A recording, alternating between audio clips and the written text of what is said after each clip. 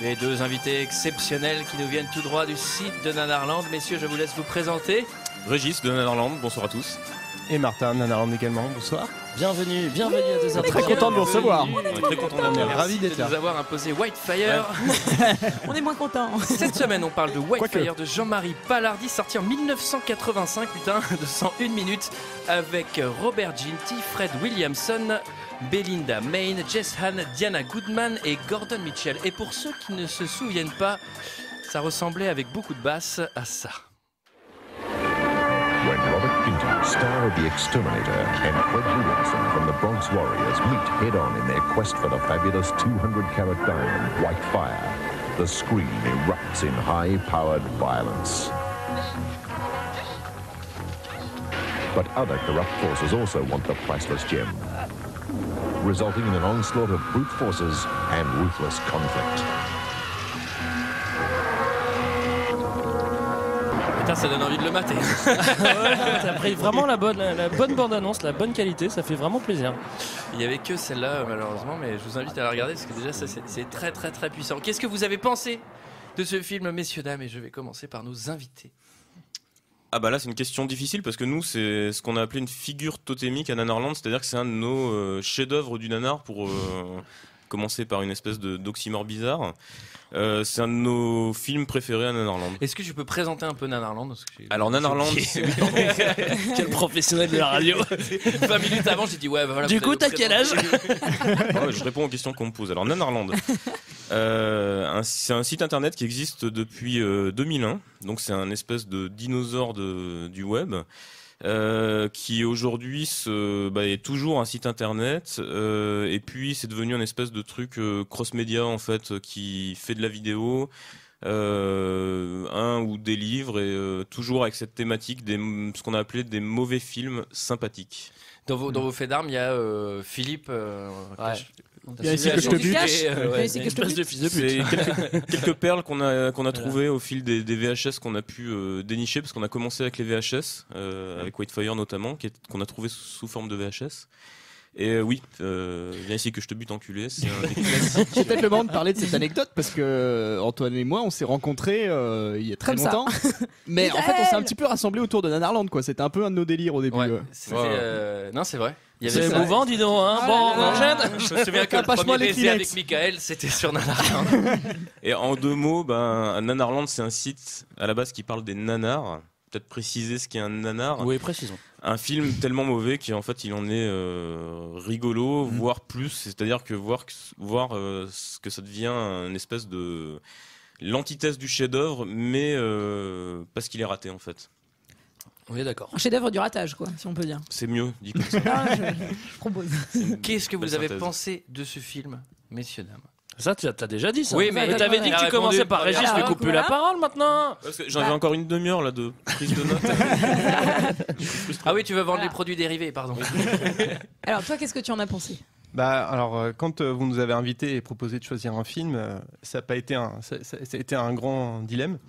Et mais quand même Whitefire, c'était notre première hallucination collective, genre en 2001. Oui, parce que Alors d'ailleurs, C'était hallucinant, ouais. Et j'aime autant vous dire que depuis, on en a vu d'autres. On a eu mal. Et l'idée de le ressortir, j'avais un peu de pression. Je me suis dit, quand même, on a vu tellement de trucs bizarres depuis. Peut-être que comme que c'était c'est nouveau bien. pour nous, Peut-être qu'on s'était on l'avait fourvoyé. vu trop beau. Et en fait, quand j'ai revu pour l'émission, je me suis dit, bah non, en fait, c'est vraiment un chef-d'œuvre du nanar, quoi. Alors moi, j'ai une petite question parce qu'en regardant les commentaires, je peux vous dire qu'il n'y en a pas beaucoup sur Whitefire. J'ai vu un commentaire que j'ai pas sélectionné qui disait qu'en fait, c'était le film fondateur de Nanarland, c'est-à-dire que c'est grâce à ce film que vous avez eu l'idée de faire Nanarland. Est-ce que c'est vrai? Alors, est-ce que c'est vrai? C'est la vraie interview, tu sais. Et donc là, à ce moment, les producteurs vous lâchent. Qu'est-ce que vous faites? en fait non, c'est pas vrai. En fait, Nanarland ça s'est créé. Je suis à deux doigts de me barrer là quand même parce que entre l'autre qui me coupe la parole et lui qui dit des fausses informations.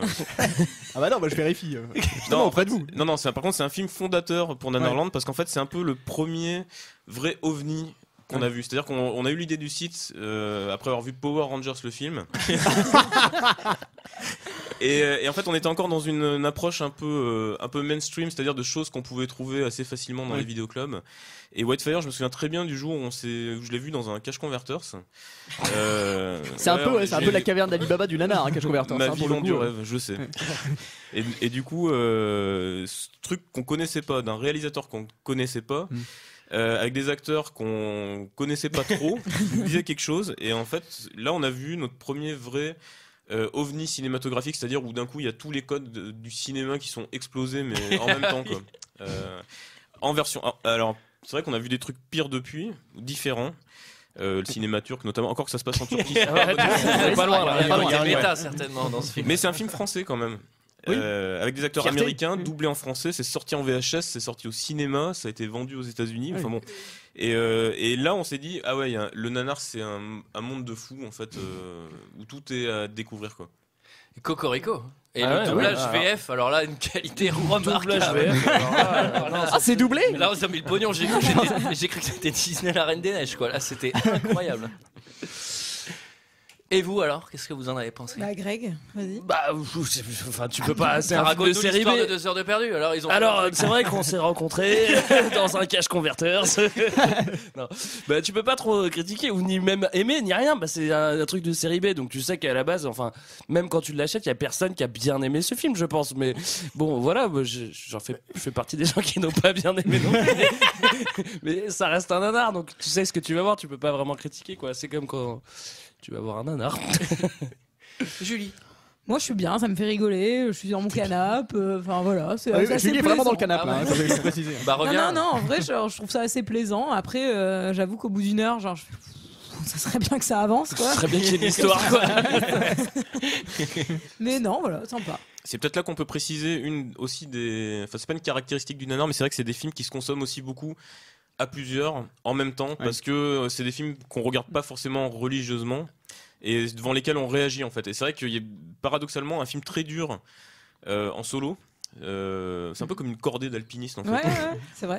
Un truc très dur en C'est solo. l'union qui fait la force, voilà, tu veux dire, c'est un peu ça. Moi, je suis en orphelinat, donc je peux pas regarder avec des amis. Mais du coup, j'en profite pour dire que je ne ferai pas mes anecdotes. Je vais laisser nos invités faire leurs anecdotes parce que je pense qu'ils en ont beaucoup plus que moi. Et surtout que les anecdotes que j'ai lues, je les ai lues dans leurs livres. Donc, du coup, Alors c'est toi qui en parles, hein, d'ailleurs, Gis. Je te cite. Là, je te cite à page 32. Fantastique, tu peux nous en dire plus? Nickel. Bah moi j'ai passé un bon moment, ça m'a fait beaucoup rire. C'est un nanar, ça m'a rappelé l'époque où on se tapait des barres sur Nanarland. Et alors aussi, Des bars. bah, on tapait des barres. Bienvenue en 2004. Bah justement, c'était à l'époque. Et alors aussi surprenant que ça puisse paraître, j'ai pris quelques notes, il y a quelques incohérences dans ce film. Ah bon? Ouais. Ah oui, il y a quelques-unes. J'ai noté 2 faux raccords. Oui. Et à un moment, il y a un problème de couleur. Et toi, Antoine, qu'as-tu pensé de ce Ah, film? qu'est-ce que j'en ai pensé? Merci de me demander. Bah moi, j'ai bien aimé. Par contre, je l'ai regardé tout seul. Donc effectivement, ce truc-là, au bout d'une heure, j'étais en train de me dire bon, faut que ça bouge là parce que ça commence à être. Et en fait, à peu près il m'était arrivé la même chose quand j'avais regardé La Classe américaine. La première fois que je l'avais vu, j'avais eu ça aussi au bout d'une heure, ça m'avait agacé, etc. Et toutes les fois où je les ai revus. Enfin, toutes les fois que j'ai revu, plus je le voyais, plus j'aimais en fait.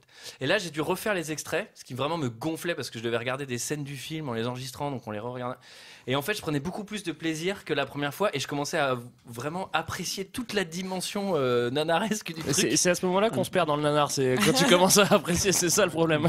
Et là, j'ai acheté les DVD. Et c'est vrai que c'est marrant parce que moi j'ai fait pas mal genre de retour en arrière pour revoir des faux raccords ou pour revoir des trucs. Donc c'est ce que tu dis sur le fait de se pour revoir repasser. les nibards dans la piscine. Non, mais en vrai, ce film est hyper dense quoi. Moi, je l'ai revu. Riche. Ouais, il est riche. Ouais, Je l'ai revu plein de fois et à chaque fois, Tu redécouvres des trucs. je redécouvre des trucs, soit des incohérents. Il y en a quelques-unes. Et en fait, c'est un film qu'on rêve de projeter à Nanarland et on n'arrive pas à mettre la main sur une copie 35. Ah oui, ça n'a pas été évident. Ouais, on a même demandé au réalisateur qui lui-même nous dit qu'elle existe quelque part. On rêve de le projeter en. Je suis sûr qu'il a en dans son salle. grenier quoi. Puis juste il fait je sais pas, faut Ouais. la chercher. Ça m'emmerde. Et je rêve de voir une vraie séance collective dans de bonnes conditions de ce film parce que je pense ça pourrait mérite. être grandiose. Ah oui, Ah ensemble, oui, oui. complètement. Et Alors, j'invite d'ailleurs tous les auditeurs qui n'ont pas vu ce film à arrêter Les l'écoute podcasts tout de suite. de cette ce podcast émission à la instantanément. mettre sur pause. et d'aller voir Whitefire. On peut le trouver dans tous les bons cache converters. N'hésitez pas. Alors, une petite précision parce qu'il faut savoir que Julie a toujours un hommage au film qu'on fait dans le podcast. Alors elle a un petit suite Jurassic Park. Là elle a une moustache du coup pour intérieur. Elle a mis sa moustache. Ah bah pas la dernière fois. Tu vois là on aurait pu laisser un silence. On aurait très bien pu le laisser tout seul. Allez on va résumer cette petite histoire. L'histoire, messieurs dames. Peut-être un de nos invités. Ah bah oui certainement. Bah faites-le en duo. Ouais. Vous voulez que je mette la musique de fond ? Je vais commencer. C'est l'histoire d'un frère et une sœur. C'est très important. Ça c'est très important. Oui, c'est très important. Le fait de se frère et sœur, c'est très important. C'est une précision qui a son importance. Qui sont bon, on va skipper la scène d'intro. Des orphelins, frères et sœurs, qui sont en Turquie et qui rêvent de quitter la Turquie. Et apparemment, c'est très difficile de quitter la Turquie. On reviendra après dessus. On va revenir sur tous les détails parce que c'est très riche. On vous l'a dit. C'est un frère et une sœur qui échafaudent des plans très audacieux pour voler des diamants ou un diamant, peut-être un seul qui pourrait faire l'affaire, pour quitter la Turquie. Visiblement, à l'époque, c'était très cher. Voilà. Ok. Voilà. Et au fil du film, est-ce qu'on dévoile un des twists majeurs du Ah oui, c'est l'histoire. On peut le dire. Au fil du film, en fait, Mike finit par perdre sa sœur Ingrid, tuée d'une fléchette dans le front. Ouais, ça c'est dur. De Sarbacane. C'est une des scènes que j'ai remises, tu vois, par exemple. Mais d'ailleurs, c'est terrible. Ma tante a eu un accident de fléchette dans le front, c'est terrible. Première cause de mort au bord des... En Turquie. Dans des piscines. Et en fait le truc où ça devient parce qu'en fait plus on avance dans le film plus ça devient barjo, méta, enfin je n'ai plus de mots. What the fuck. Voilà, en fait il trouve le sosie de la sœur de un peu par hasard on dit hein. Non, un peu par hasard. Le sosie de la sœur les trouve. Oui, enfin il se trouve. Et ils ont l'idée de lui faire de la chirurgie esthétique parce qu'elle ressemble vachement à sa sœur, mais qu'en fait elle n'est pas exactement sa sœur, donc ils lui font faire de la chirurgie esthétique. Bah, il suffisait de l'emmener chez le coiffeur, hein, mais bon, c'est tout.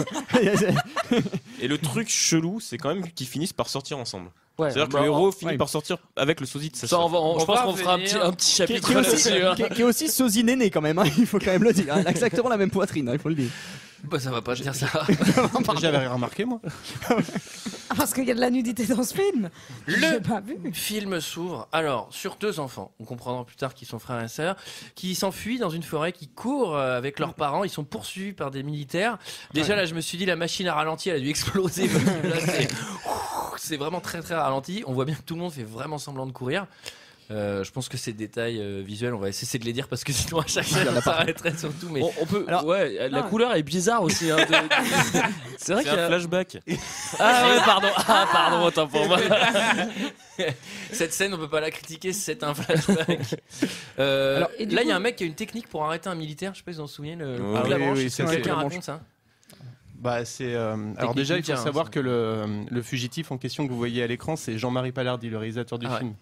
Il n'hésite pas à mettre la main à la pâte. Qui fait un petit plus chelou psychanalytiquement parce que c'est ses enfants en fait. Oui, en plus. Mais bon, j'avais oublié que c'était ses enfants. Et il fait un truc d'enfant aussi, c'est-à-dire pour éliminer un sbire, il met une peau de banane, un sbire mou qui le poursuit. il se cache derrière un buisson, il tire une branche et paf, il lui lâche la branche dans la tête. C'est pas mal ça. C'est bonne technique. Hein. Très efficace. Hein. Ça tue aussi. Alors, il meurt sur le coup quand même. Le mec. Les Vietcong ont gagné le Vietnam comme ça. Hein, avec les branches. Et alors moi j'ai une question. Donc Jean-Marie Paillardi qui fait une cascade un peu lui-même. Est-ce que vous voulez nous parler de cette cascade ? Oui, parce qu'en fait il nous avait expliqué qu'il s'était fait hyper mal en faisant cette cascade. Parce qu'il a voulu aller au bout de l'aventure, il fait le mec enflammé en fait. Mais moi je l'ai regardé, je me suis dit mais ce mec brûle vraiment. Et après j'ai lu l'anecdote et j'ai fait oh mon dieu ce mec c'est vraiment genre brûlé la gueule pour son film. Wildfire. C'est quand même la figure de base du cascadeur des années 80. Le mec qui court enflammé, c'est un truc. On adore ça. Il y avait ça et rouler sur deux roues en fait avec des. Ça il savait pas faire Jean-Marie. Alors rouler sur deux roues enflammées c'est encore mieux quoi. Pour le coup. Alors en vélo c'est nul parce et alors moi c'est surtout que juste avant le coup du lance-flamme, le mec il arrive, tu sais c'est vraiment pareil le truc des années 80, le militaire de dos et l'autre il fait en lui tapant sur l'épaule, il se retourne, il fait paf. Mais ça c'est à partir de ce moment-là que tu sais que t'es dans un nanar. Enfin tu le sais avant, mais c'est-à-dire que quand le soldat arrive vraiment à 2 à l'heure et tu te dis bah il fait pourquoi, enfin c'est bon tout le monde l'a vu là quoi, s'il arrive vraiment à 2 à l'heure il va prévenir qu'il va le tuer, qu'il va le brûler, et l'autre est là comme ça et je me suis dit mais il l'a vu, c'est pas possible, c'était pas très bien fait quand même. Et en fait bah voilà il brûle Jean-Marie. À noter qu'ils sont poursuivis uniquement par des militaires à la retraite. Ils sont en moyenne d'âge 63 ans à peu près. Ils ont attaqué des vétérans. Alors Alors moi j'ai une question, vous allez peut-être pouvoir me renseigner, pardon. Genre, dans le générique, c'est pas Jean-Marie, c'est John Murray Paillardy. Et par contre, le scénariste s'appelle John Edward Francis. Mais est-ce que c'est Jean-Edouard Francis du coup ou pas du tout? Alors il y a de fortes chances. Ah voilà, c'est ça. Il y a de fortes chances même que ce soit Jean-Marie Paillardy sous un autre nom. Par exemple. Ouais, parce qu'en fait après on a su que pour des questions d'aide, de CNC, de choses comme ça, il a dû se dédoubler. légalement on est obligé de déclarer un certain nombre de techniciens, de personnes sur un film. Et apparemment il y a pas mal de doublons au générique, notamment de fin. Si t'enlèves en gros tous ceux qui se finissent par Paillardy, qui sont des membres de sa famille, après tous les autres qui sont Jean-Marie Paillardy. En gros, il doit rester des noms turcs qui sont des techniciens du. Parce qu'il fait le rôle de l'enfant aussi, hein, on voit pas, mais. Je pense que c'est ses enfants en plus. Enfin, du coup, je suis rassuré de savoir que c'est Jean-Edouard Francis. Je pense. Moi, j'ai une question. Du coup, est-ce que le CNC qui a financé ce film l'a vu? Non, mais le CNC, il a pas filé de thunes pour ce film quand même. 2 millions. Non, j'en sais rien. À vrai dire, j'en sais rien, mais c'est une anecdote. Mais c'est possible qu'ils aient eu des aides. Hein, ouais, sinon, ça sera marqué à la fin. C'est une anecdote qu'on tenait en fait avec Martin d'un gars Kéron, l'humoriste, qui avait fait un film et qui l'avait fait avec la monteuse de Whitefire. Sa monteuse avait commencé en assistante. En même temps, un CV comme ça, je veux dire. Non, mais marche pas dessus. Son film est vachement bien. Et du coup, faut bien commencer quelque part. Donc c'était marrant. Et il nous avait dit que c'était une des anecdotes dont on lui parlait sa monteuse. C'était le nombre de gens au générique de fin qui correspondait pas du tout, mais pas du tout à la réalité du film, quoi. Alors il y a juste un détail qui me fait rire dans cette première scène, c'est qu'ils sont poursuivis quand même par des militaires qui sont armés jusqu'aux dents. Et au milieu de la course, ils s'arrêtent quand même pour faire un bisou à son fils. ça me touche. Eh ben c'est important. Ah bah oui, l'amour c'est important. L'amour c'est important. Ah oui, on en a manqué nous, Antoine. Et là, il se passe quand même un truc de dingue, c'est que les deux enfants se retrouvent seuls. Ils courent sur la plage toujours avec cette lumière un peu bizarre, avec cette pellicule. C'est un flashback. La madré, elle va se faire tuer. La madré se fait tuer. Dead sur la plage. Dead sur le coup. Et du coup, les deux mômes se retrouvent tout seuls. Il y a un des mômes qui joue très mal le garçon, qui va devenir Mike, qui est déjà Mike, et qui a un petit sourire. Mais tu sais pas pourquoi il a un petit sourire. Il a déjà une moustache. Il a déjà une moustache. Ses deux parents viennent de mourir, et puis il est là, il smile, et puis il y a le ricain qui arrive. Voilà. Alors le ricain qui va devenir le son gros tuteur. cousteau, quoi. Ouais, c'est un gros cousteau. Ouais, ça, hein. Alors là, ellipse temporelle, nous sommes à Istanbul, 20 ans plus tard. Alors là, la couleur de l'image, elle change. Hein. Ouais. Istanbul, c'est très jaune. Hein. Et d'ailleurs, je me suis dit, parce qu'il y a toujours le générique pendant ce temps, et il y a l'autographe de Jean-Marie Paillardy, je me suis dit, moi aussi. c'est toujours bien pour ne pas avoir de doute sur la paternité de cette œuvre. Vous aussi, signez vos films. Quoi. Signe où Signe une croix. Non, mais en plus, il signe John Murray. C'est pour l'export à l'international. Mais en plus, sa signature, elle est vraiment trop, quoi. Elle est vraiment trop, je me la pète. J'ai essayé de la déchiffrer, j'ai vraiment pas réussi, quoi. Étude graphologique de Greg. Bon, alors là, je vois tout à fait sa personnalité. Donc là, nous sommes dans une base. Alors on comprend qu'elle est ultra secrète. Hein. Là, il n'y a pas de bail sur la secrétalité de cette base. Il y a un truc moi qui m'a fait hurler de rire. C'est visuel, mais celui-là, je peux pas ne pas le dire. Les portes des ascenseurs sont totalement désynchronisées puisqu'on sent que c'est des mecs avec des bouts de bois qui tirent les portes et ils rajoutent des sound effects genre. Et le truc s'ouvre mais pas du tout en même temps et tout sur le côté. C'est à ce moment-là qu'il y a les groupes de figurants par 20 qui font leur entrée dans la base secrète. Tu sais pas pourquoi ils font des groupes, tu sais, ils auraient pu les séparer. Je sais pas pourquoi, mais ça fait une meute. C'est un mode de Walker, tu sais, qui est là au milieu. Pourquoi ils ont des casques de Darth Vader déjà? Ça c'est un vrai mystère en fait qu'on n'a jamais percé. Pourquoi on est dans le présent à la surface de la Terre et quand on prend l'ascenseur on est dans une espèce de futur, c'est vrai que c'est bizarre. mais d'un futur des années 60 en fait à la Star Trek. Ça fait un peu James Bond aussi, genre base secrète d'un méchant. Ou V, ils ont un peu les costumes de V, non? Ouais. Bah alors, V c'est une bonne référence. Excellente. Elle passe dans le détecteur à métaux et on dirait qu'il y a à diamant, pardon, à diamant, excusez-moi. Ah c'est ça. Faut être précis, Julie. Pardon. C'est les mecs de Nanarland. Il y a quand même quelqu'un qui baisse et qui monte l'anneau genre autour d'elle, quoi. Enfin, ça prend des plombes d'ailleurs. Mais ça, j'avais pas compris, c'est un détecteur de diamants. Bah oui, pourquoi faire? Parce qu'il y a un mec qui vole. Pas qu'elle les vole. Oui, mais enfin, c'est qu'il les vole. Après, elle va les voler de la manière la plus conne du monde, quoi. C'est-à-dire qu'elle va passer. Bah attends, on n'explique pas le plan ingénieux. Ah non. En gros, bon, ce détecteur, moi je l'ai appelé le scan rouge. C'est un scan rouge. Il y a un mec au début du film qui va voler 3 diamants. Il va se faire exécuter. Ça, c'est là. On comprend que. Oui, c'est chez Electric tout de suite. Voler des diamants dans le futur. C'est la mort. Après, tu peux revenir dans le présent, c'est attaque à la Jeep, mais là, dans le futur, c'est torture. Ça n'a aucun sens. D'ailleurs, pourquoi il la contrôle quand elle rentre? Oui, je me suis posé la question tout à l'heure en revoyant le Ça n'a film. pas de sens. Quand on parlait des trucs qui. Elle importe surgissent des au diamants. moment. Je sais pas. Ce que j'ai bien aimé là, c'est la petite fenêtre sur la chambre de torture en fait. Pour Ouais, que tout le ouais. monde puisse regarder pendant la pause déj. J'étais genre ah viens Oui, voir, la il y a un mec qui se fait torturer, on va Il y aller a voir. À la pause déj. Oh, Jean-Louis se fait torturer à midi. On Sachant prendra qu'il y, un sandwich. sachant qu'il y a 3 personnes qui travaillent en bas, il y a le boss, la secrétaire, et ils ont leur petite fenêtre de torture détente pour la pause. Ils ont mis une meurtrière près de la machine à café, quoi. Ah, tiens, il y a un mec qui se fait torturer à mort. Bah, on le connaît, puisque c'est forcément un des mecs qui est venu en bas. Et donc là, la meuf, détente, elle va voler un sac de 9 kilos. Alors le mec, il se fait gauler pour 3 diamants, c'est la torture. Elle y va jusqu'à fond, genre 9 kilos de diamants, qu'elle oublie dans sa sacoche. Bah, en plus elle Là, c'est vraiment le vol. Putain, j'ai cru qu'on était dans Ocean Eleven, quoi. Le plan. Elle oublie sa sacoche pendant Intelligent. qu'elle passe le détecteur Oui. de diamants. Waouh! Parce qu'elle est complice avec le grand méchant. Exactement. Ah oui. Putain, non, c'est vrai. Eh ouais. Mais oui. Je crois que je l'ai compris aujourd'hui en fait. Putain, mais non, pour moi, elle a dupé le grand méchant. Et Oui, non, parce que c'est lui qui lui ramène son Bah sac. mais c'est lui qui est responsable de la base. Il a qu'à éteindre le détecteur et fait allez, on vole les diamants. Oui c'est vrai. Tu voudrais dire que c'est incohérent? C'est pas possible. Je pense qu'il est de mèche. Je pense que ça sera comme Inception. Chacun aura sa fin préférée de Mais ce ouais. film. Voilà. c'est- Il faut quand même noter un truc aussi, c'est que cette nana, elle passe toutes les sécurités, elle arrive avec sa Jeep et tout. Elle va au bureau en fait. Hein. Elle va au bureau, elle passe le scan rouge, elle reste 2 minutes. Elle ne fait rien et elle se barre, quoi. C'est-à-dire qu'elle a pas Oui, du j'ai tout pas travaillé. compris ce que c'était son travail, effectivement. Non, mais elle a pas de boulot. Elle est Bah, secrétaire. de toute façon, visiblement, quand elle prend les vacances, Secrétaire il le de voit pas. direction, Donc, oui, c'est ce c'est que j'allais qu'effectivement, elle doit pas servir à grand chose. Je crois qu'elle est partie en vacances avec son frère. Ça lui arrive souvent. Et là, ce qui est- Ah bon.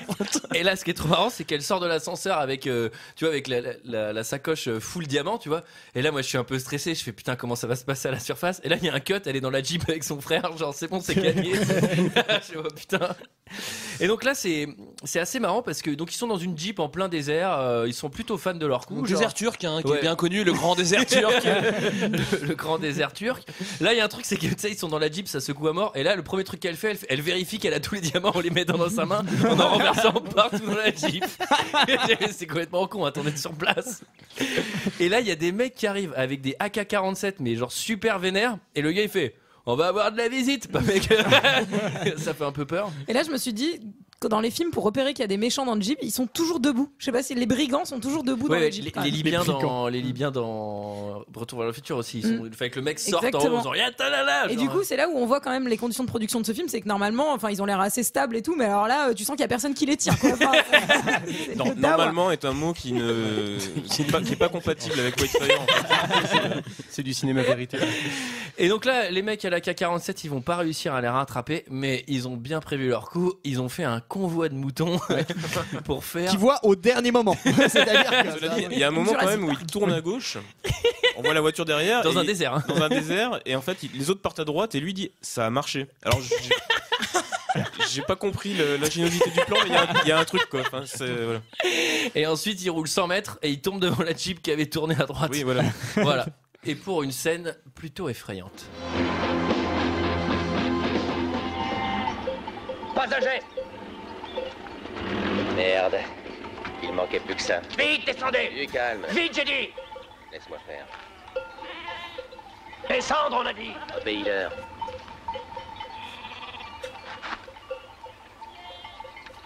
Eh oui. Je veux les diamants. Je pense, monsieur Donnelly, que vous ne voulez pas perdre votre sœur. Écoutez les cloches des moutons.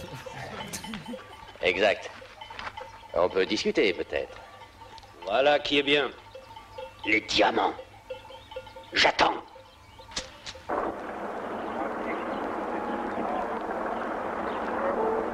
Calme, calme. Sophia, ils sont là. Bienvenue à bord, monsieur Donnelly. Vous êtes un homme d'affaires, je pense. Mais si on peut gagner de l'argent, pourquoi pas? Nous serons Elle est bien maintenant... celle-là. petits. Vous êtes un homme d'affaires, je pense. Ouais, elle est bien, c'est bon, fais la suite. T'es sûr? J'ai pas un peu mal joué là? Non, non, elle est bien, elle est bien. Allez, nickel, c'est comme ça qu'il fallait la faire. Jean-Marie, c'est bon? Ouais, c'est bon. Serre-moi plutôt un peu de bière. Alors, sauf erreur de ma part, il me semble que les moutons ont pas de cloche, c'est les vaches qui ont des cloches. Non? Bah là, c'est plein de moutons avec des cloches. Qu'est-ce que tu veux que je Ah te bah dise? oui, bah c'est en Turquie, c'est peut-être pas pareil, tu me diras. Hein. Alors, j'ai reconnu un truc de Mosinor, pour ceux qui connaissent. Ah oui, Ah oui. oui. J'ai reconnu la scène où ils arrivent en Jeep et c'était une parodie de On est perdu dans les airs. Mais il avait fait un truc Mosinor, où ils avaient fait un truc sur Whitefire qui était génial. Enfin, c'était justement qu'on découvrait Mosinor et on avait vu qu'il avait fait un truc sur Whitefire qui était mortel. Ouais. Ouais. Bah s'il nous écoute. Ah bah Mosinor. Il doit avoir une soixantaine d'années maintenant. Dinosaure du web. Et donc, nos deux protagonistes, frères et sœurs, qui viennent de voler un 6 kilos de diamants dans un petit sac, en fait, sont assez sereins, hein, mine de rien. Oui, ils sont chez les méchants, mais ils sont sereins. Ouais. Le Mike, c'est-à-dire qu'il fait toujours des bons mots. Bon, ça, c'est vrai que dans. Tu vois, ça c'est dans tous les films pareil. Le héros, il est toujours un peu sûr de lui. Enfin là, il est vraiment très très sûr de lui. C'est-à-dire que il est enfermé dans une mini pièce, de bateau, avec 15 000 gars avec des mitraillettes, et il commence à faire des vannes, à les chauffer un peu, quoi. Tu vois. Surtout, Mike, redescends un petit peu quand même, quoi. Surtout, il est entouré de mecs armés jusqu'aux dents, mais ce qu'il fait, c'est qu'il fait une prise de judo quand même. Et ça, c'est magnifique. Mais en plus, il domine le second couteau des méchants, quoi. Tu vois, il y va détente, et après ça, il fait voilà. Et tu sais, personne fait rien, mais en vrai, tu te fais déglinguer si tu fais ça, quoi. Et là, je comprends pas parce que derrière cette scène, le mec sort de la pièce et passe en infiltration. Mais qu'est-ce qui s'est passé ? Alors moi, c'est pareil. Alors ça, je comprends pas. C'est-à-dire qu'il ligote sa sœur parce qu'elle est considérée comme dangereuse. Par contre, lui, il va qu'à ses occupations, quoi. Non, il la laisse en. Tu sais, c'est un peu l'otage, la rançon, quoi. La caution, voilà. Mais je crois que c'est parce que le pourquoi, méchant. Pourquoi il se balade pépouze sur le bateau là, je comprends pas. Parce qu'en fait, le méchant, la petite tête dans un corps mou, là, où à un moment il l'appelle comme ça, il veut en fait. Parce que bon, le monde de Jean-Marie Palardi, c'est un peu aussi. C'est très sexué. Donc je pense qu'il veut un peu la violer, en fait. Ouais, bah oui, c'est ce qu'il a prévu, Voilà, effectivement. c'est ce qu'il a prévu. qu'il en Mais parle lui, à un en fait, moment donné. vu que personne veut le violer, il est libre. Alors, Est-ce que c'est on préfère dire faire la chose avec insistance. Pardon. On va parler de ça ici. Et est-ce que c'est à ce moment où elle met un coup de tête des cheveux ? Ouais. Ah, c'est ça, hein. Un coup de frange. Un coup de frange, ouais, c'est bien ça. Ouais, je me suis entraînée moi aussi. Ça, c'est vraiment le Il y a coup de tête de la mort. il y a beaucoup de air cascade dans ce film. Il y en a quelques-unes. Ouais. Donc lui, il va sauver sa sœur par infiltration. Hein. Là, c'est un peu de Metal Gear Solid. Il veut passer par la fenêtre, mais en fait, il va passer par la porte. Ça, c'est de la grosse infiltration en général. Hein. C'est de la... Genre, vas-y, je vais passer par la porte. C'est de la surprenante. Il y a déjà une complicité frère et sœur qui commence un peu à mettre mal à l'aise. Hein, moi, j'ai dit tiens, ils s'aiment vachement là quand même. Et là, il s'aime vachement, mais il va y avoir une déclaration plus tard où il va vraiment lui déclarer qu'il l'aime vachement. Hein. Ça va vraiment step up, ouais. Et là, il y a baston sur les docks. Ouais, ça c'est cool. On en a besoin avec ce fameux plan qu'il y a dans le générique de Tintin avec la caisse qui tombe et hop, La caisse vide. la caisse vide qui tombe, c'est bien visé. Et là, il y a baston avec des bâtons, sous des là, fêtes à gogo. Quelqu'un a Street quelque of chose à Rage. dire Ah, bah, c'est Street of Rage, évidemment. Il ramasse des fraises. Je trouve que c'est une des scènes les plus denses qu'on a pu voir sur Nanarland, quoi. Déjà, elle est longue, hein. Ouais, Putain, elle Ça est ne longue. s'arrête pas, hein, mais c'est formidable. Mais c'est ça, Jean-Marie, il est généreux. Ah, c'est non-stop, quoi. Ouais. Déjà, t'as un mec en train de couper du bois sur un port. Ça, c'est vrai, pourquoi ça pas Jusqu'ici, pourquoi pas tu vois que tout le monde est moustachu, mais là, à la limite, c'est un truc qu'on va retrouver aussi. Bah, c'est peut-être pour fabriquer les caisses vides, justement. Là, il y a Freddie Mercury aussi sur ce chantier, excusez-moi. Il y a mais... beaucoup de sosies de Freddie Mercury. Bah, ouais.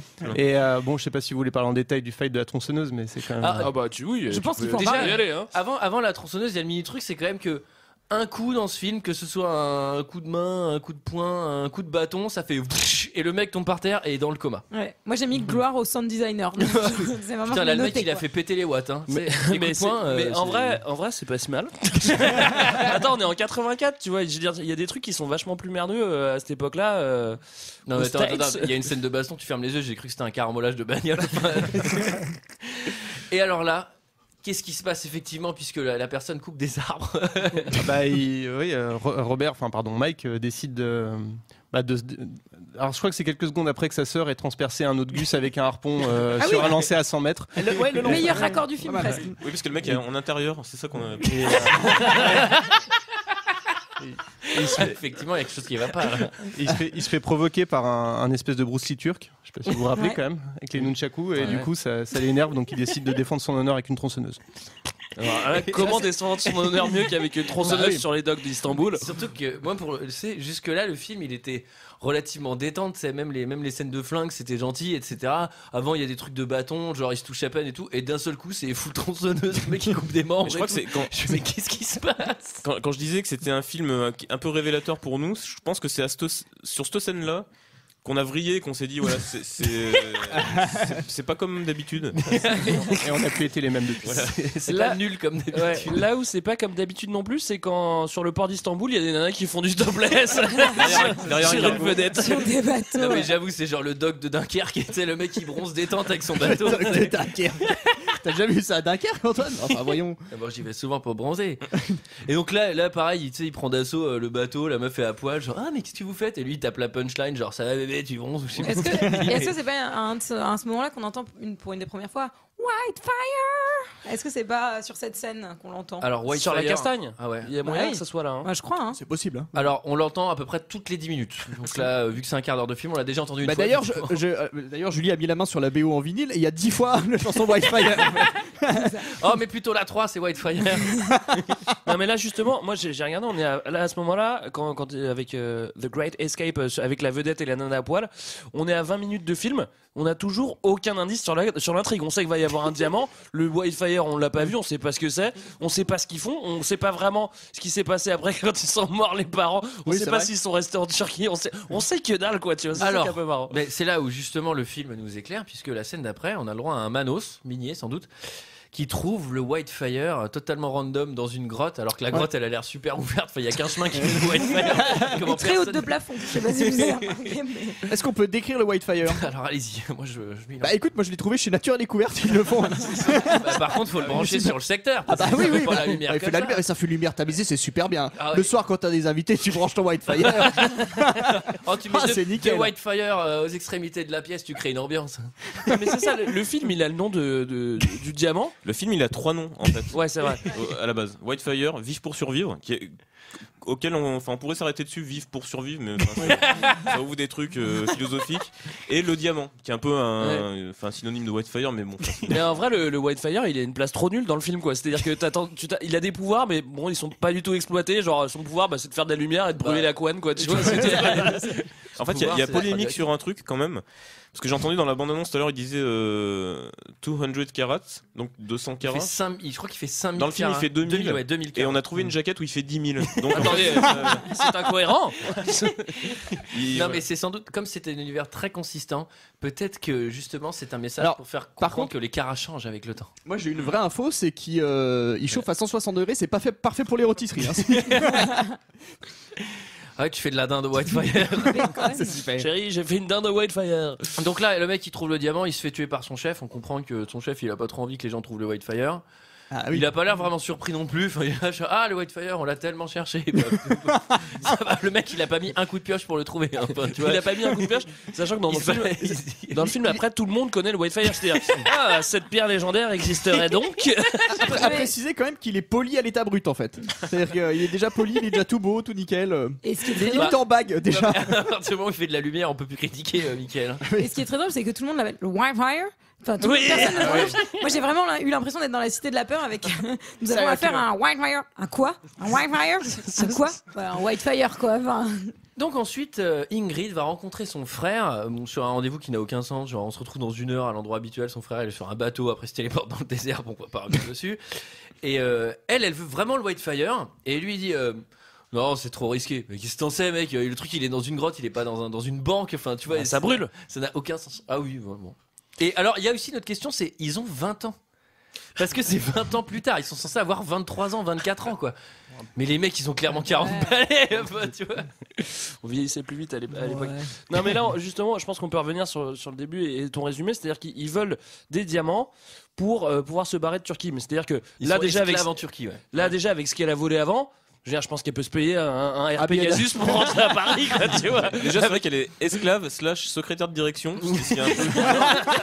Et effectivement, elle passe ses journées à voler des diamants, mais elle peut pas partir. Et apparemment, c'est le Whitefire qui serait la porte de sortie d'Istanbul. Mais ouais, c'est normal. Voilà. Mais elle prend souvent des vacances. J'aurais fait un avec son frère. Istanbul, Paris. Bah ça, c'est un Whitefire. Désolé.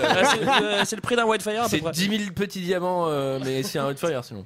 Moi, j'ai une petite remarque à faire parce qu'elle essaye de convaincre son frère de prendre le Whitefire en disant mais tu sais nos parents ils sont morts, ils ont donné leur vie pour l'affaire de leur vie, tu vois, donc ça veut dire que les parents sont aventuriers. Alors j'en profite pour mettre en garde nos auditeurs aventuriers, il y en a, ils sont nombreux. Si jamais vous partez à l'aventure dans des zones très dangereuses, Trouvez une babysitter. Oui, N'amenez pas vos enfants. parce que Ça finit mal en général. c'est les seuls qui vont survivre souvent. Et alors Juste là, pour survivre. Voilà. le film va vraiment step up. Là, on a une scène de nu. Moi, je l'attendais quand même. Donc Donc là, là, quand c'est alors, Jean-Marie, tu sais juste que ça va avant- tomber. Hein. J'ai été surpris de savoir qu'en Turquie, le sport national, c'était la lutte en pantalon en sky. non mais détrompe-toi, ça pour le coup j'ai trouvé ça intéressant parce que c'est vrai en fait. Il y a vraiment des trucs en Turquie qui ressemblent à ça avec des manos qui se mettent de l'huile sur la gueule Ah ouais et des pantalons C'est une en discipline cuir olympique, et ça, tout. c'est- Ah ouais non mais c'est vrai, c'est un truc vachement traditionnel. Il y a même un lutteur comme ça dans Street Fighter, je sais plus combien. Ah oui Donc là, c'était l'instant office du tourisme de Turquie en fait. J'espère qu'il y aura un Bloodsport là-bas. Avec un Juste comité. par rapport au scénar, avant qu'on voit la scène de nu, on découvre que le patron de Ingrid qui vole des diamants, qui l'aide à voler des diamants, est en fait le complice de la femme qui l'a séquestré sur le bateau pour récupérer les diamants qu'elle avait volés avec son patron en fait. Faut qu'on fasse un schéma. Ouais, On mettra ça sur notre site, on mettra le schéma. Il faut qu'on fasse un schéma. Là, Ingrid, elle se baigne nue dans sa piscine et son Alors là, frère, j'ai il vient noté, la voir, il lui C'est jette. pas une très hygiénique, moi j'ai noté de se baigner nu dans une piscine. Faut mettre un maillot de bain. Oh bah parce que tu fais traîner tes trucs partout, c'est bien Bah attends, d'avoir un- Jean-Edouard et Loana, hein, ils ont fait la chose dans le jacuzzi, on s'en souvient, hein. Et alors Et j'ai aussi noté, c'est pas un ticket de métro, mais bon, enfin, ça vous verrez le film. Mais ça va pas. Bah dis donc. T'arrêtes tes âneries. C'est vrai Voilà, que là, Mais non, il y a pas de métro. elle nage à poil, enfin d'être à poil, c'est un peu gratos quoi. Tu vois, c'est vraiment bon, c'est le plus du film. Et en plus, elle se dit, au pire, il y a que mon frère. Et mes parents adoptifs. Ceci dit, moi, j'aurais peur de Son son papa adoptif, donne-moi la serviette. Non, mais- Et là, son frère, il vient la chercher. Il y a un truc hyper bizarre. Il la voit à poil et il lui dit, c'est dommage que tu sois ma sœur. Voilà. Ah oui, Voilà. Donc là, déjà, Là, on step up. Ça, c'est déjà presque le switch en fait. c'est la phrase fondatrice du film quoi. Ouais, c'est ça. C'est là où notre cerveau En a même vrillé temps- pour la deuxième fois. En même temps, faut lui reconnaître qu'elle a de très beaux yeux, donc j'ai envie de vous dire. Elle a de très beaux yeux. Elle est vraiment belle, cette sœur. J'aurais aimé que ce soit ma sœur à moi aussi. Pour simplement lui dire, c'est dommage que tu sois ma sœur. Bref. Et là, c'est la scène de terreur. Avec la caméra cachée derrière les buissons, comme si on allait voir un slasher et tout, mais pas du tout, parce qu'en fait, il y a une sorte de kidnapping par des ninjas turcs. Les Turcs, ils sont vraiment utilisés pour tout faire. Ils coupent du bois sur les docks, et c'est les hommes de main. Après, c'est des ninjas. À la fin, c'est des soldats. Enfin, bref, c'est. Ouais. C'est toujours les mêmes en plus. On les Et là, reconnaît à je leur suis- moustache. Ce qui est rigolo aussi, c'est que le frère, quand il vient la chercher, quand il la voit à poil, quand il lui fait cette phrase, il dit bah on dîne dans 10 minutes. Elle fait ok d'accord. Elle est en train de se sécher, donc lui remonte dîner. Non, elle va Pourquoi refaire une petite. Et elle est en train de se sécher, mais elle va replonger alors qu'il y a dîné dans 10 minutes. Elle est très mal élevée cette petite fille, je suis désolé. Alors que toi, tu te laisses sécher au soleil pendant les vacances. C'est exactement, Mickaël. Mais du coup, parce qu'après elle se bat avec sa serviette, mais moi, ma serviette elle tombe si je me bats comme ça avec une serviette enfin c'est pas possible. Comment elle sait y aurait-il un trucage? Non, mais en Turquie, dans ces années-là, c'est serviette à scratch. Oui, Ah oui, d'accord. c'est vachement pratique ça. Ça, c'est très utile pour se battre avec des randoms turcs qui viennent te kidnapper. Des randoms moustachus. Et là, il s'avère que ça servait à rien d'être full discrétion pour la tuer, puisqu'en fait, tout le monde est là. Genre, tous les méchants sont là. Il y a tous les Turcs qui sont au moins 20 sur l'esplanade de la piscine. Et là, ils vont tuer la sœur.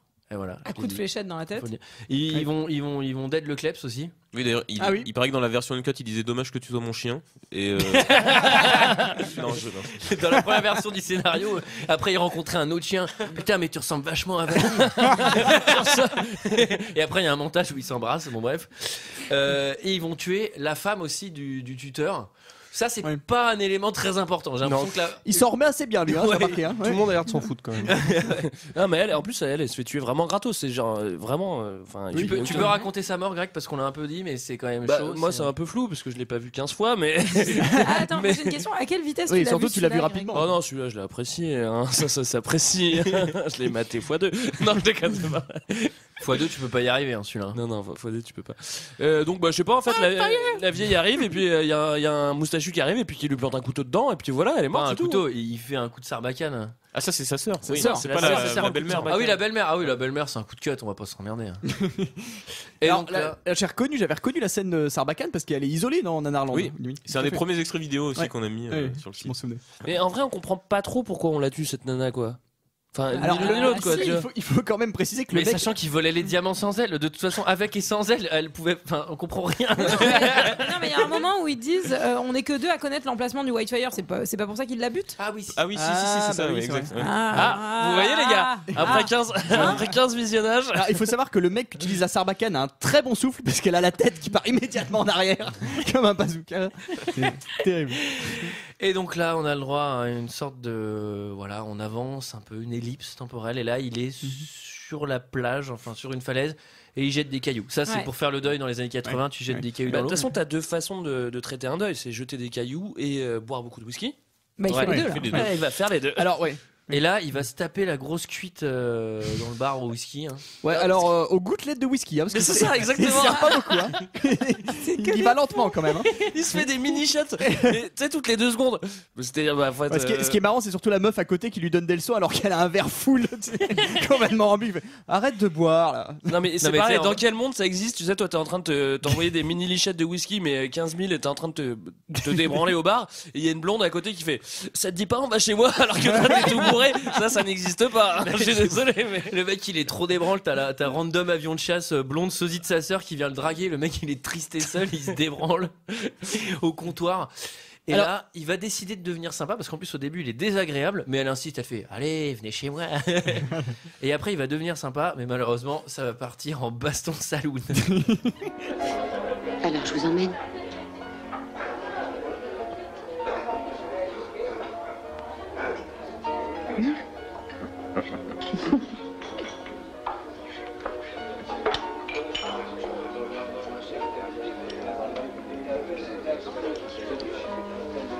Vous avez des peines de cœur? On ne peut rien vous cacher. Je vais vous consoler. Je dirais pas non. Allez, du vent. Hé, Olga, Ah, on pourrait. Elle vous a dit non. T'es sûr?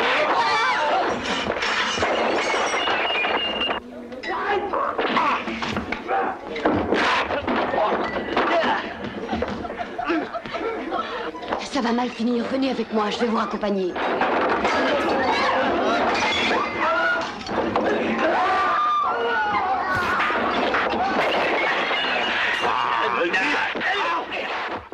Et là, ça dure encore 1 minute de sound design de baston, mais l'impression que le bar il explose.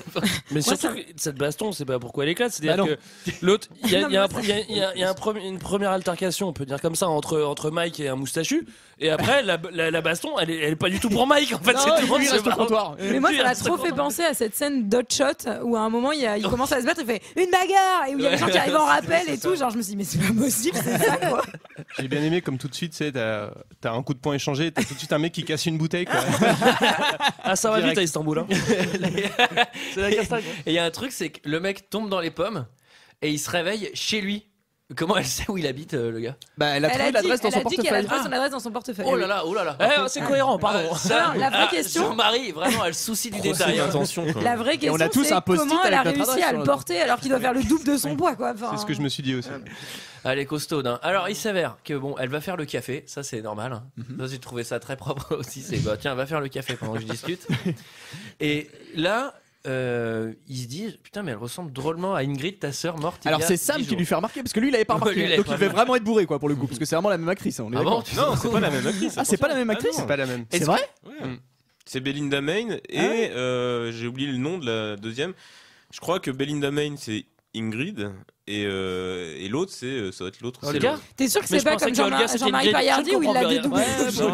Non, c'est pas la même. Vous avez eu le doute aussi, mais ah ouais, c'est pas parce la que même. moi je pensais que c'était vraiment la même pour le coup, avec une coiffure un peu différente. Ça c'est une réussite du coup. Excusez-moi, mais ça c'est donc comment il a fait le casting? Vous avez des infos là-dessus du coup? Je préfère pas savoir. Ça va ressembler à ceux de Morandini mais avec des meufs. Alors. Non, Jean-Marie, si tu nous écoutes, je m'excuse. Jean-Marie Morandini ou Jean-Marie Paladri? Et il nous écoute. Et il aime pas qu'on se foute de sa gueule. Non, mais en plus, pour le coup, j'aime beaucoup Whitefire. Je pense que ça s'entend. Alors, là, l'idée, c'est très simple. C'est, elle ressemble à Ingrid. Eh ben, on va la transformer en Ingrid. Pour faire le fameux plan que tu ne voulais pas faire, mais qu'il faut maintenant faire. Sachant que toi non plus tu ne sais toujours pas avec le Whitefire puisque Ingrid le savait, mais le fait que tu lui ressembles ne te dit surtout pas oublié. Oui. Donc il y a quand même pas mal de pépins là-dedans.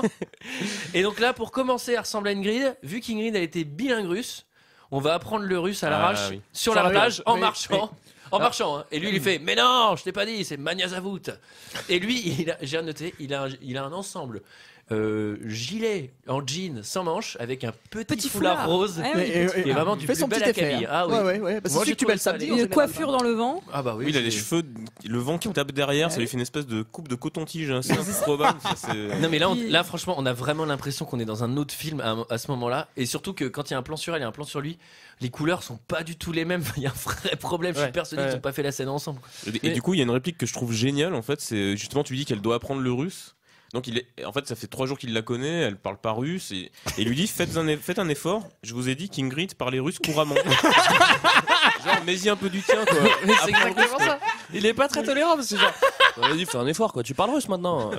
Putain, Ingrid, elle parlait russe. Merde, fais un effort. Et elle prend quand même 50 000 boules. Il lui met elle prend aussi une grosse baffe dans la gueule. Oui, aussi, Le traitement des femmes, j'ai trouvé ça correct. Hein. Bah non, mais elle fait pas d'effort pour apprendre le russe. Pour 50 000 balles, en fait, 50 000 $ de l'époque, elle accepte de jouer le rôle de perdre son identité. En fait. Alors, il faut expliquer du coup qu'est-ce qu'elle va faire. D'ailleurs, heureusement que sa sœur c'était pas Anne Romanoff, parce que ça aurait été quand même hardcore le changement. Attendez, je suis désolé. Avant qu'elle change. Elle était super drôle, ma sœur. Et là, t'es trop pas drôle, Olga. Avant qu'elle change de tête, on a quand même un montage romantique 4x4. Oui. Alors oui, justement. Autant parce qu'il lui apprend à conduire aussi. Autant il part de loin. Hein. Autant elle y met pas du sien quand il faut parler russe. Autant pour conduire le 4x4, là il y a. Mais attends, mais c'est vachement mieux quoi. C'est à hurler de rire. On dirait une Smartbox Jeep dans le désert. Tu sais, ils sont là, ils s'éclatent et tout. Genre, mais attends, mais on s'en fout. Là, conduire une Jeep, ça se fait en 2 secondes. Et normalement, elle est censée plancher le russe pendant des semaines. Quoi. Et j'aimerais bien. Alors, je ne sais pas si j'y arriverai, mais faire un gif de ce moment où elle a les palmes. Je sais pas si ça où elle marche en canard et où elle a les palmes près de la piscine parce que c'est vraiment fameux quoi. Enfin... Pendant le montage, je suis sûr que le mec s'est dit ouais c'est drôle, vas-y mets-le. Mais t'es sûr ça a pas vraiment de sens? Ouais ça va. Et là à la fin du montage, déjà il y a un truc, c'est-à-dire que ce montage il est fait pour que Olga, qui est une étrangère, se transforme en Ingrid sa sœur, et à la fin du montage il galoche Olga genre mais vraiment vénère quoi, en mode ouais je crois qu'on s'aime maintenant. Donc c'est-à-dire maintenant que qu'elle ressemble à ta sœur, c'est ça le truc. Oui, c'est ça, oui.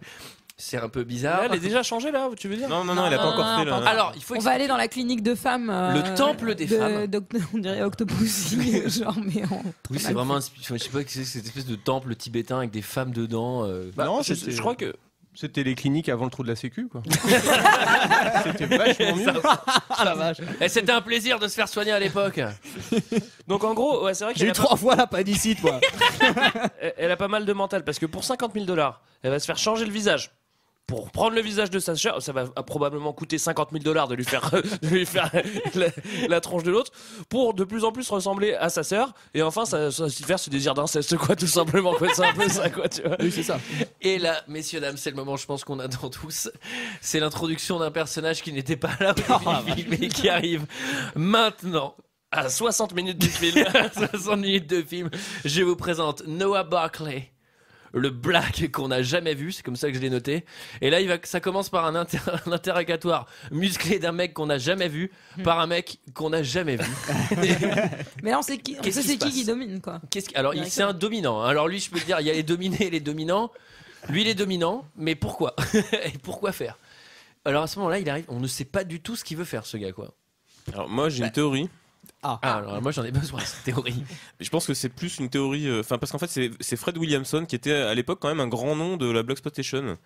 Et c'est une des forces en fait de Palardy qui est complètement improbable, c'est qu'en fait dans son casting est assez dingue, parce que Robert Ginty il avait joué dans L'Exterminateur, un film assez pour le coup culte. Le terme est un peu galvaudé, mais en fait c'est une vraie perle du cinéma bis. Fred Williamson, c'est un grand nom de la Blaxploitation. Jess Hahn, qui joue le ricain, lui a fait une belle carrière dans le cinéma français. C'est vrai qu'il y a Jack Nicholson quand même. C'est bizarre sa présence. Il était dans les Barbouzes, je crois, Jess Hahn. Ouais. Moi j'ai deviné qu'il avait un bel accent. Hein. Putain, en VF. Tu es sûr que tu veux aller chercher le diamant? Et Gordon Mitchell qui fait le patron DRH là qui. Il a une pure gueule, lui, il ressemble à Villepin, je trouve. Et lui il vole Villepin. Il a une grande carrière en Italie où il faisait des Hercules, enfin des massistes en fait, des péplums, et c'était un des Américains qui avait réussi en Italie. Donc en fait, son casting, il est assez dingue. Et je pense que Fred Williamson, il avait dû l'avoir pour X raisons, parce qu'ils avaient fait un film ensemble ou je sais pas quoi, et il s'est dit, faut que je le mette dans le film, quoi. Je peux pas ne pas le mettre dans le film. Donc peut-être qu'il avait 3, 4, 5 jours de disponibilité. Par un miracle scénaristique. Voilà. Mais il a une pure gueule, il a une pure dégaine dans le film. Mais justement, il a ce club Black Exploitation, c'est avec son putain de blouson et tout, genre il en impose à mort. Mais ça va pas aider vraiment le scénario. Alors, qu'est-ce qu'il en pense d'ailleurs, la spécialiste scénario il y a quelques incohérences, des préparations. Mais non, on vient tout des préparations qui n'ont pas de paiement, des paiements qui n'ont pas de préparation. Mais... Préparation à payer, c'est comme ça, c'est le terme. Donc là, le Black, il interroge un gars, je sais pas pourquoi. Après ça, il va dans un bordel. Il va retourner le truc. Il va castagne après tout le monde. Il y a je crois que c'est à ce moment-là qu'il y a la réplique, une des répliques les plus magiques de Nanarland ever. Je t'ai peut-être coupé, mais c'était, non, vas-y. C'est la fameuse, je sais pas si vous avez remarqué. Est-ce que quelqu'un a remarqué autour de la table ce qu'il dit fais un effort, ma patience a des limites, mais il ne faut pas exagérer. Elle nous a rendu fous cette phrase. Mais ça veut rien dire. Moi, je vous avoue, je l'avais pas remarqué, mais vu qu'elle était dans votre bouquin, je me suis dit, mais c'est fantastique. Tu peux la relire 50 fois, tu comprends jamais la même chose en fait. Sur le... Et là, le Black, en fait, on se rend compte qu'il tue des gens en random à la recherche d'Olga. On sait pas vraiment qui représente Olga pour lui. Mais on sait pas pourquoi. On le saura plus tard. Je veux pas spoiler. Pendant ce temps-là, la méchante italienne, elle torture des manos à la série en leur éclatant les burnes avec des scies sauteuses. Ouais. Pardon, des disqueuses, des scies circulaires. Pardon. Non, c'est pas. Ouais, bon, bref, on va passer là-dessus. Ça, c'est vraiment le gore gratos. Qui est ce mec-là? Pourquoi? Oui, il y a un truc dans la série, des détails que j'ai vus au bout de la 25e visionnage. Quand il est dans le bordel, Fred Williamson, donc Noah, il fait une espèce de feinte en fait. Il m'a fallu 8 fois avant de comprendre que c'était une feinte. C'est-à-dire qu'il y a un mec méchant derrière lui, il lui tourne le dos, et donc en fait il fait un baise-main à la femme qui est devant lui. Bah oui. Et en fait il déstabilise le mec qui est derrière lui. Pourquoi? Parce qu'en faisant le baise-main à la femme, il pique son stylo, il lui jette par derrière. Le mec s'en rend pas compte. Ouais, mais en fait, le mec s'en rend pas compte. C'est pour ça qu'on comprend pas. Mais en fait, scénaristiquement, c'est ça qui se passe. Il jette le stylo. Le mec est censé être déstabilisé, mais je crois qu'il se rend même pas compte qu'on lui jette un stylo. Et du coup, il se retourne et là, il le marave en fait. Mais bon, ça fait partie. Il le marave, mais il y a grosse domination. Il le marave, mais dès qu'il est dehors, c'est comme s'il était genre, c'est bon, touche terre. Je suis plus tout ça parce que il jette le gars à l'intérieur et personne le course. Genre, ah mince, il est parti surtout, alors qu'il est à 2 mètres. Quoi. Les mecs, ils ont tous des flingues, mais c'est vraiment chat perché quoi. Tu vois, genre, je t'ai humilié, mais tu peux pas sortir, je suis touché. Et là, c'est vraiment émouvant. Accrochez-vous, on entend la musique de la chose pour ceux qui connaissent, avec toutes les connotations, puisque Olga est revenue du temple des femmes et de sa chirurgie, et elle ressemble maintenant terriblement à Elgrid. Accrochez-vous, les larmes coulent à flot. Je rêve. C'est fantastique.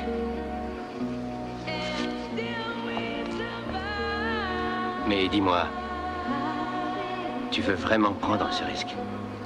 J'ai fait tout ça pour toi. Pour moi? Parce que je t'aime, Mike.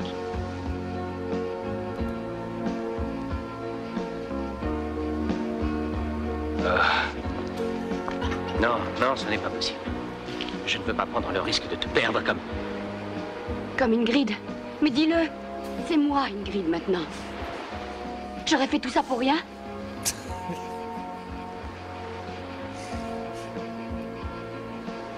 Je me rappelle toutes les choses que tu m'as dites, Mike. Tenter le tout pour le tout afin de quitter ce pays. Ne plus avoir à mentir, ni à se cacher. Avoir foi en l'avenir. Ou serait-ce que tu as peur d'une autre? Olga! Ingrid.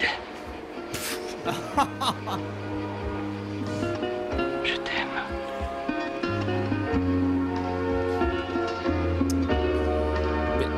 Alors, donc ça veut dire que Olga était coincée dans ce pays aussi.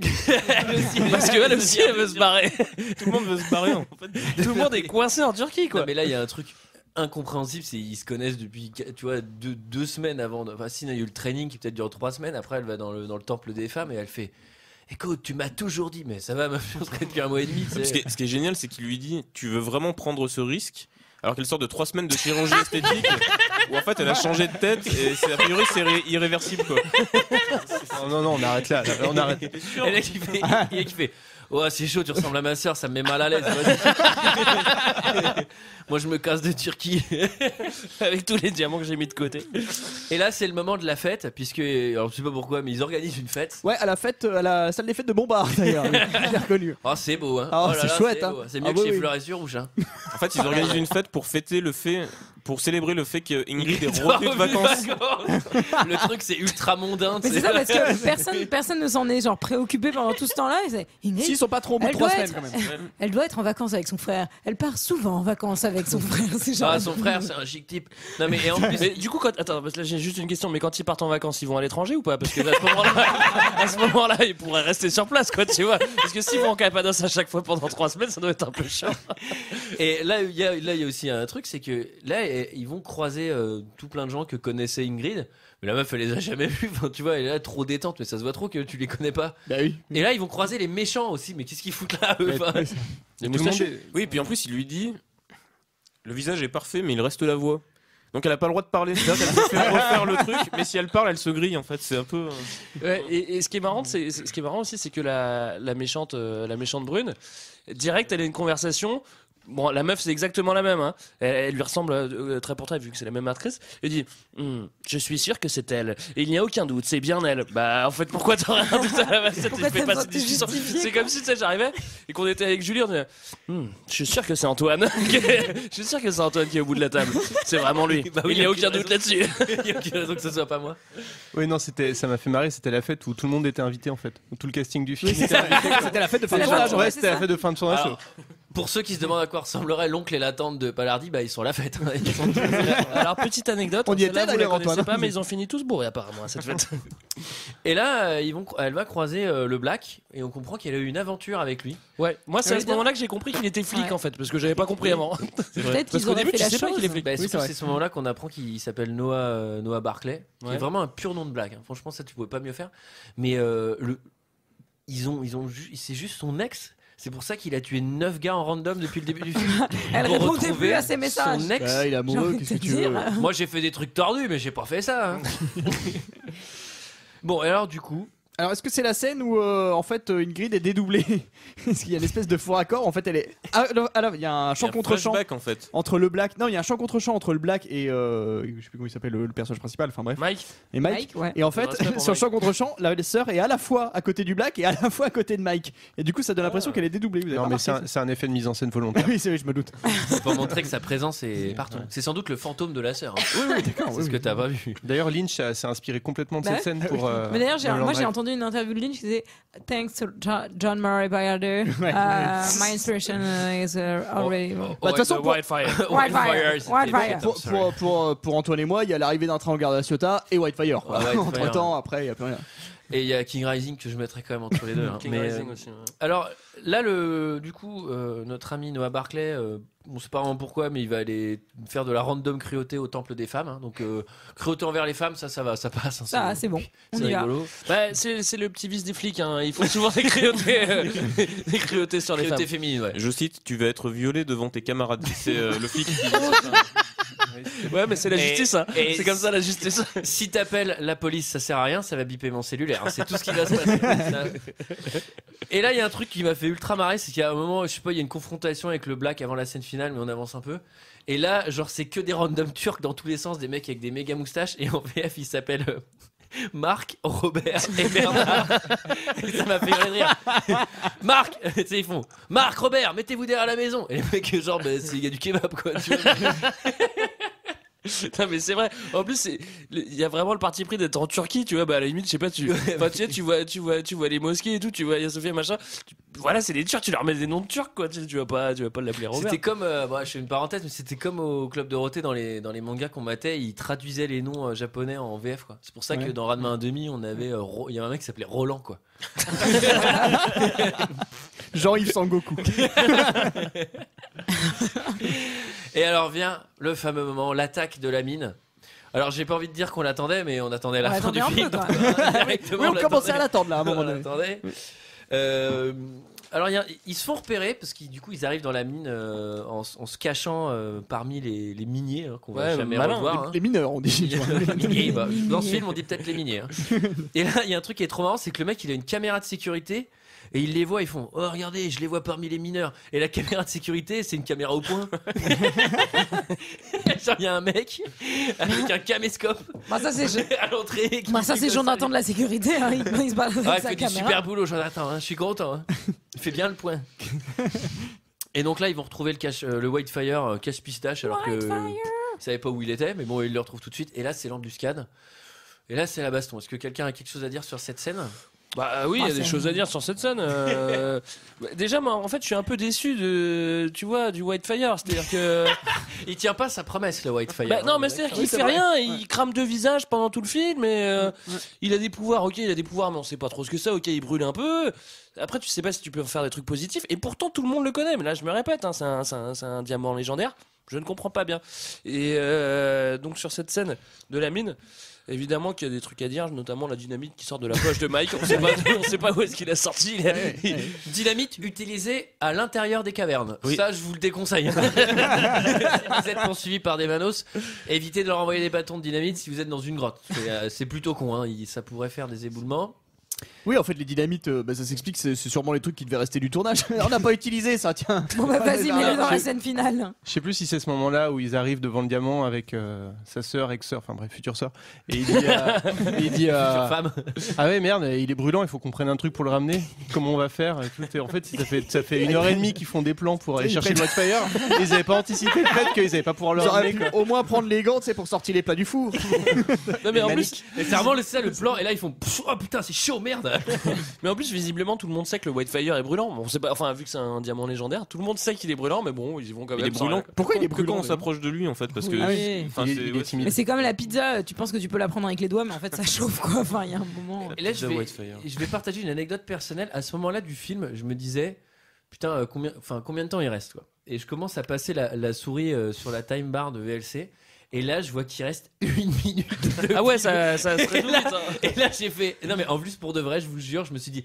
Oh non, putain, mon rip il est pourri, il me manque la fin du film. Et il me manque pas la fin du film. Qui explique cette fin qui c'est assez expéditif. Ah non, moi je veux bien. Je veux bien.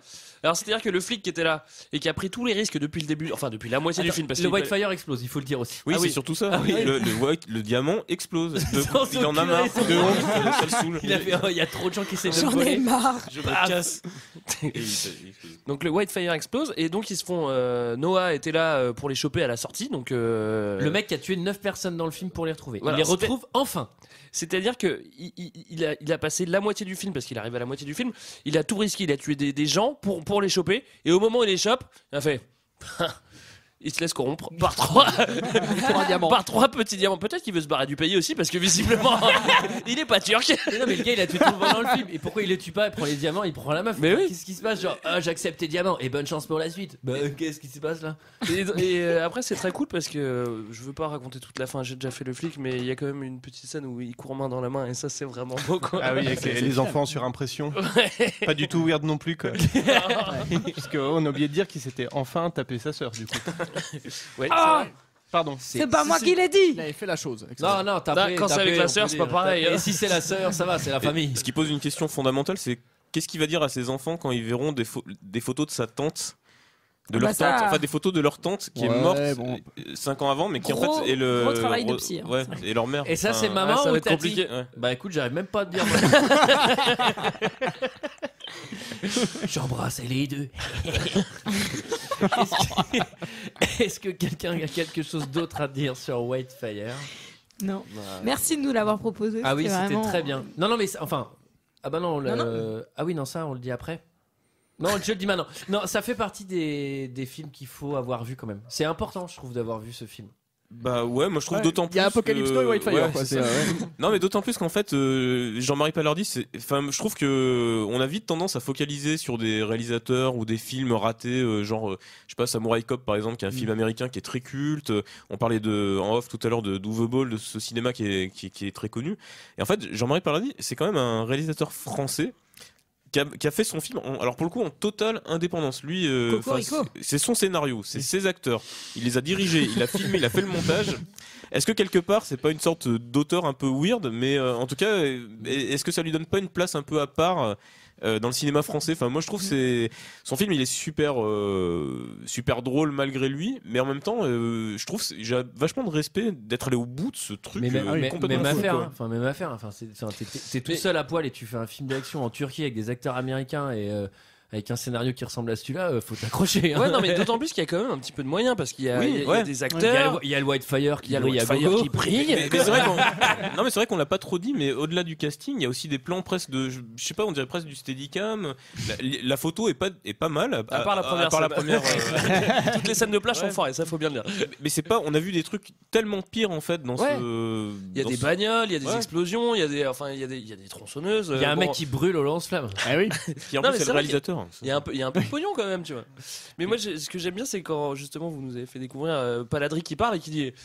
Bah, qu'est-ce que tu voulais que je fasse? C'est bon, on bouffait de la viande de des grillades tous les jours, on picolait, on se tapait des gonzesses et je roulais en Ferrari. Bah ouais, je faisais des films de merde, mais bon, voilà. Non, mais lui, il a trop raison, quoi. C'est ce qu'on s'était dit, parce qu'on va en parler après de ces documentaires. Mais nous, quand j'ai vu ce mec-là, j'ai fait putain, mais il a dû tellement se gaver, quoi. Mais il faisait des films, il s'en battait les couilles, il conduisait des grosses bagnoles rouges et il se tapait meuf sur meuf en bouffant des barbecues, quoi. Oui, surtout que.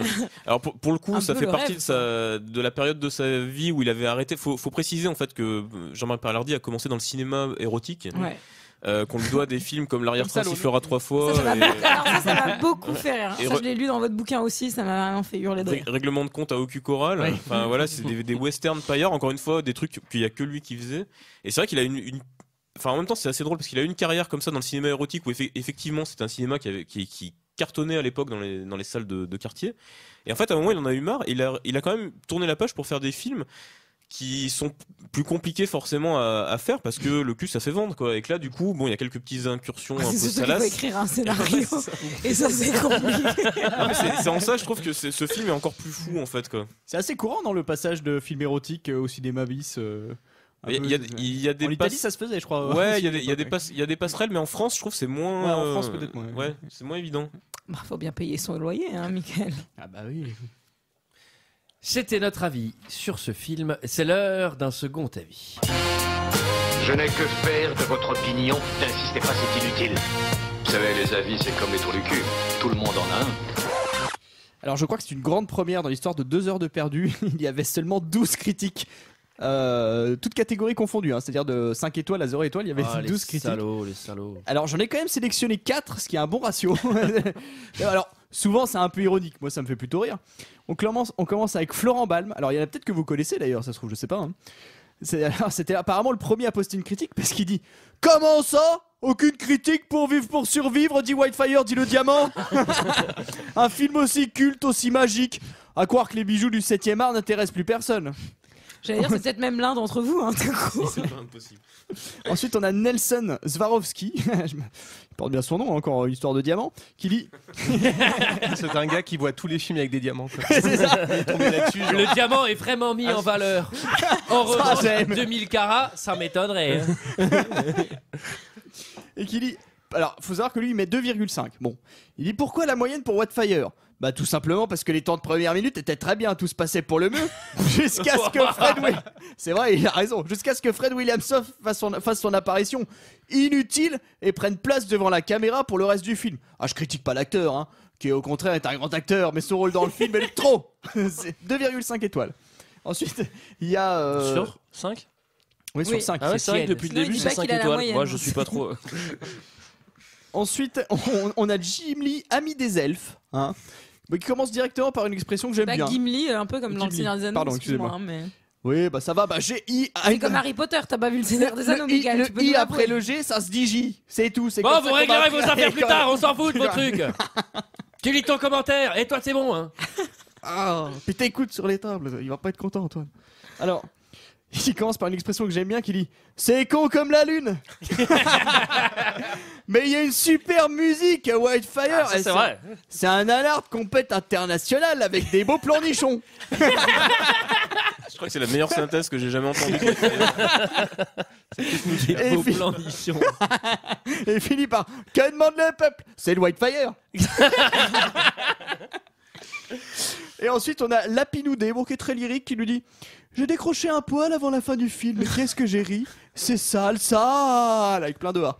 Le doublage français est formidable, les acteurs sont en grande forme et nous livrent toute l'intensité de leur jeu. C'est joyeux, c'est printanier.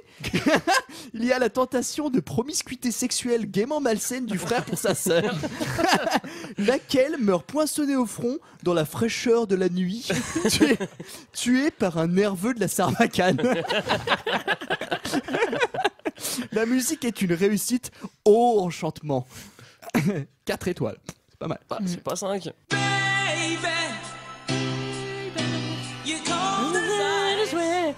Voilà, c'était notre avis et celui des autres et celui de Nanarland sur le film Whitefire. Avant de nous quitter, on va rapidement donner la parole à Nanarland pour qu'ils nous fassent part de leur actu, etc. Mais juste avant, je vais expliquer pourquoi on les a invités. C'est parce qu'ils nous avaient invités de prime abord. Julie, peux-tu nous en dire un peu plus? Oui, ils nous avaient invités à la projection donc, de leur web-série pour Arte Créative qui s'appelait Nanaroscope. Il y avait 10 épisodes, on a vu les 10 épisodes et les 10 étaient trop cool. Même si on les a tous enchaînés, on était très contents de les avoir enchaînés, tous très intéressants. C'est assez thématique d'ailleurs, hein. Chaque épisode a un peu son lot de... Il y en a sur les nains, il y en a sur les westerns, bref. N'écoutez pas Julie, elle aime tout.